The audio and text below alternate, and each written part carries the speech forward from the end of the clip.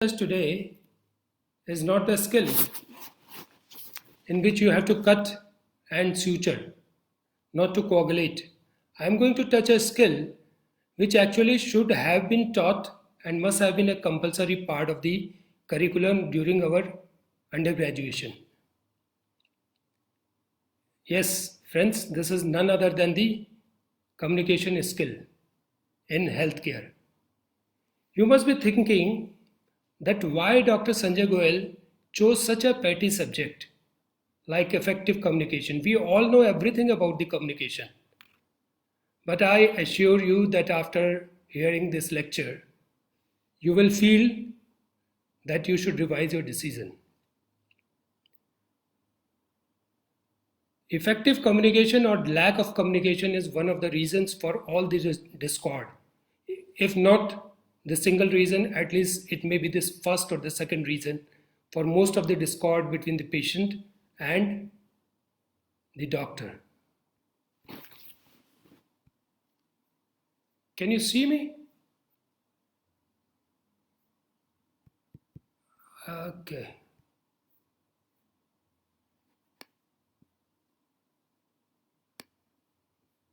Right. Humor is a very important part of life and it becomes more important during the time of crisis. One has to be careful while treating patients and have to fully focus. The doctors, especially at this time of crisis, they are all around, they are surrounded by different kind of anxiety, problems, crisis. My story started in 1980. 1986, first patient I managed independently. That was the era of no communication. No questions were asked, and the doctor used to decide about everything. This is the doctor you can see sitting in this way. Today, we are in the era of access information, consumers, patient rights, era of communication.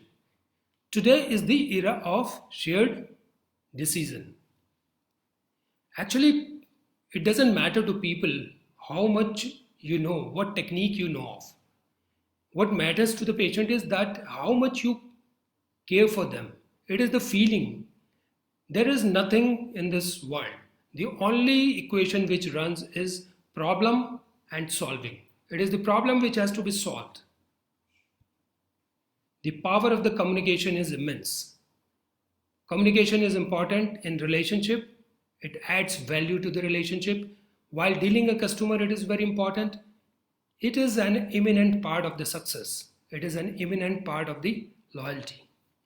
You can see there are 4 powers of communication: understanding, regulating the attention and intention, listening, responding, and expressing yourself. It is said that the communication, the human connection, is the key to personal and career success.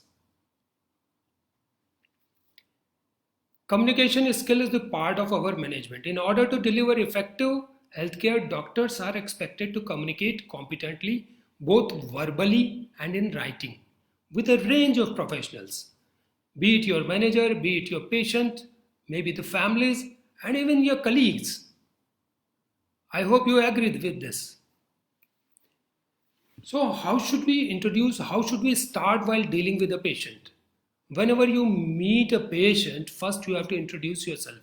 You have to tell that I am Dr. Sanjay Goel and I am going to treat you. This is my role. I am going to be your doctor today. In non-COVID era, when COVID was not there, even the shake hand was also one of the gesture. But today I will say that do not touch the patient and keep away from the patient at least 1 meter away. Patient is always uncomfortable while that patient meets you or a doctor. Call or address the adult patient by Mr. and Mrs. and do not use the first name. Always use the second name first. Like Mr. Saklani, Mr. Sharma. That is considered to be more appropriate and acceptable. You have to look after the privacy of the patient, and once you see the patient, you have to acknowledge the other people who are sitting in the room.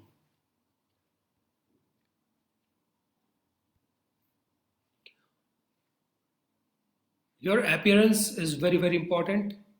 Your appearance increases the confidence inside the patient. There are many people who say that I can wear jeans, I can wear t-shirt. It's okay. It's a personal choice. But it is said that the clean, neat, conservative dress, it inspires confidence inside the mind of the patient. First, when you meet the patient, you have to make the patient comfortable. Just ignore this hand holding at this time of crisis, at this time of COVID. You have to make sure that the patient is comfortable. Sit at the patient level. Do not sit at a very high level and make the patient sit at the lower level. Continue to consider the patient's comfort during the history and the physical examination. While communicating, you have to develop the fluent dialogue with the patient. Use silence effectively. You don't have to keep on talking. You have to be silent at some time. Allow the patient enough time to express thoughts and feeling. Actively encourage the patient through use of the supportive words or the comment. Dialogue with the patient was enhanced by the effective use of non-verbal behavior. There is a verbal behavior, the talks we are doing, and another part is non-verbal behavior. I'll be coming back to that non-verbal part later on. Use open sentences. Do not ask, what time did you leave the home? What time did you reach the hospital? It ends up the communication. You have to give time. You have to ask questions which are open-ended. Adjust the language accordingly. Okay, whatever is the appropriate language, you adjust the language according to the patient. Good communication is likely to reduce the incidence of clinical error. The overall quality of the care may be improved by ensuring that the patient views and wishes are taken into account as a mutual process in decision making. We are not living in a time where the patient doesn't have to decide, where only the doctor has to decide and take the whole of the burden of decision making. Today, you don't have to take that burden of decision making. It's a shared decision making. Effective communication also benefits the doctors, and it is found to reduce the litigation. Patients are less likely to complain if the doctors communicates well. There is therefore a reduced likelihood of the doctors being sued if they are communicating in a better way. Actually, communication skills needs to be included in the student appraisal. Communication skills are now regarded as a core competence. Assessment of communication skill will be necessary as part of the doctor's appraisal and personal development plans. In addition, revalidation will also take communication skill into the account. So let's see how the communication goes.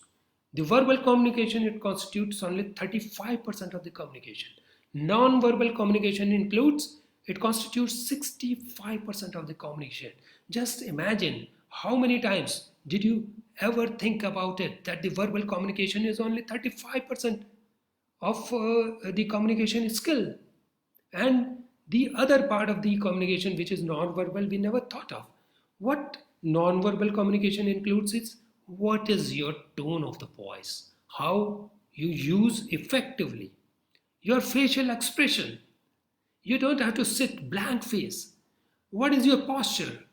How do you use that space which is between you and the patient? How do you use gesture? Hand gesture is considered to be very important. It makes a passage to drive home the message you want to give to the patient and to the family member. Your full body movement is very important. So you can see how important is the non-verbal communication.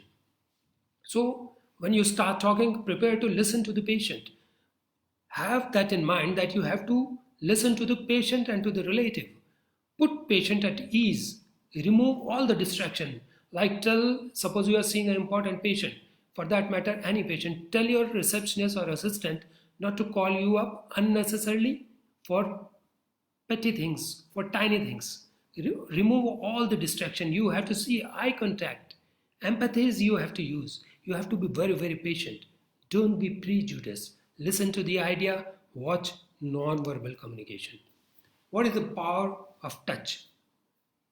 Have you ever thought about it? In the olden time, most of the doctors, they used to use this power of touch. Today, in this technical era, the power of touch has gone down. But actually the power of touch has not gone down, but we have stopped using the power of touch. It creates a healing bond in the healthcare. Early compassionate care helped terminal. This is the study which has shown that the early compassionate care helped terminal lung cancer patients survive 30% longer. Diabetes patients with empathetic doctors are admitted to the emergency room 42% fewer times. So these are all non-verbal communications. So power of the touch, it is too often we underestimate the power of touch. We underestimate the power of smile, listening, honest compliment, or smallest act of caring. They have potential actually to turn around the whole of the life. In our lives, if you remember, if you memorize and look back in your life, who are those people who have touched your life more than anybody else? Is it that person who gave you the money? Is it that person who came and gave you the advice? No. It is all those people who touched your wounds with warm and solacing hand. That's the power of touch.